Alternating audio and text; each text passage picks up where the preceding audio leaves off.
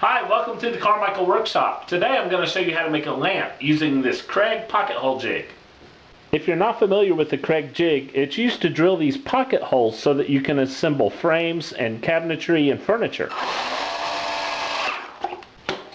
Usually these pocket holes are hidden behind and underneath projects so you can't see them. If you've ever looked behind a Kreg jig project, it looks pretty cool. It's almost like artwork with all these pocket holes all over the place. And people who have never seen them before want to look in there and see if it's like an insect hole or something and stick their finger in it. But I thought it would be cool to bring the pocket holes out from behind the scenes and use them as a design feature for a lamp. I've got this 1x8 cedar board that was left over from another project, and I think the stripes look really cool and it'll make a nice lamp. The lamp is going to be triangular shaped, so it's going to have 3 sides to it, and this is about 49 inches long, so I'm going to cut it down into 3 16-inch long pieces.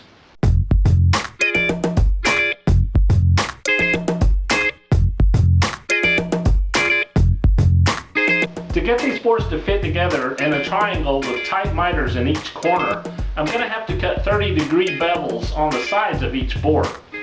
I've tilted my blade to 30 degrees from the fence, so to make sure it's pretty accurate, I use this gauge to check and make sure the table is 0, and then I put it on my blade without touching a tooth to make sure that's at 60 degrees, which is actually 30 degrees away from the fence.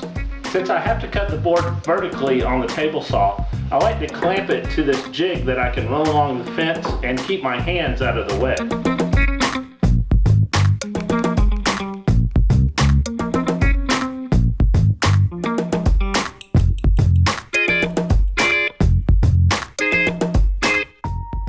Alright, I've got the bevels cut in all the sides, and I've put it together with blue tape so you can kind of see it take shape. It's basically a triangle column, and here you can see those 30-degree angles that make up the miters in the corners. So the next thing I need to figure out is what to do about a bottom where the light socket's going to go. And then also I'm going to design a pattern for the pocket holes to drill in each of the sides so the light will shine through. I've set it on top of this 1/2-inch piece of pine, and I'm going to reach down and trace around the inside in order to draw a triangle shape that I can cut for the bottom.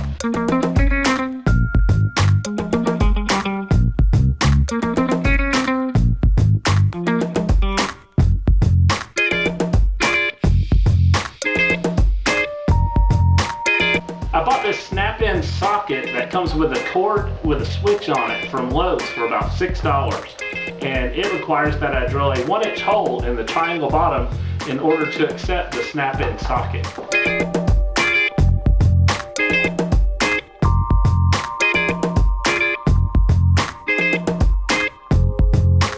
Normally, if you're using the Kreg jig for joinery, you'll set these gray stops and the stop collar to where you need them for your board thickness so you don't drill all the way through the board. But in this case for the lamp, I want to drill all the way through the board so the light will shine through.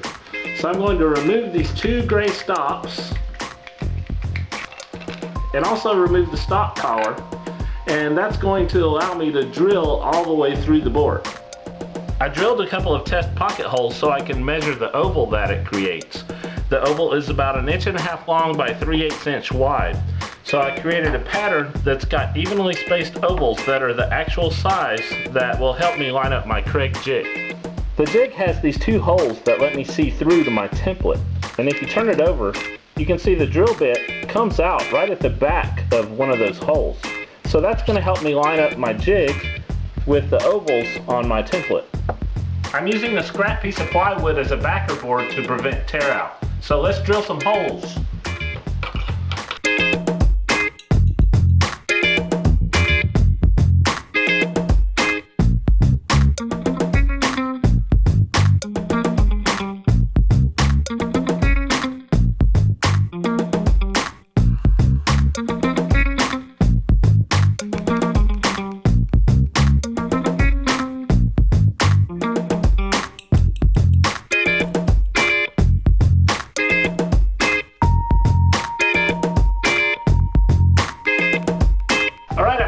pocket holes cut in all 3 boards, and I've cut half of the pocket hole shape out of the bottom to create some feet for the lamp to stand on.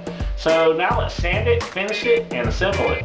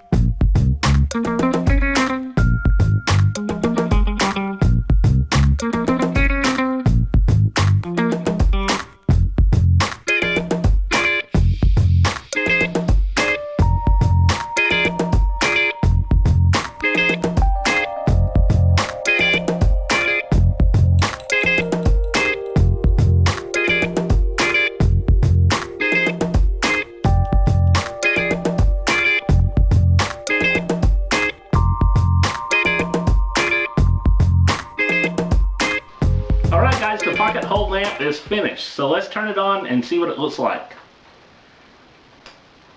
Oh wow, cool. That turned out pretty good. If you like this pocket hole lamp project, please click like on this video and share it with your friends. Also, please subscribe to my YouTube channel and head over to thecarmichaelworkshop.com and check out my website. As always, thanks for watching, and I'll see you next time.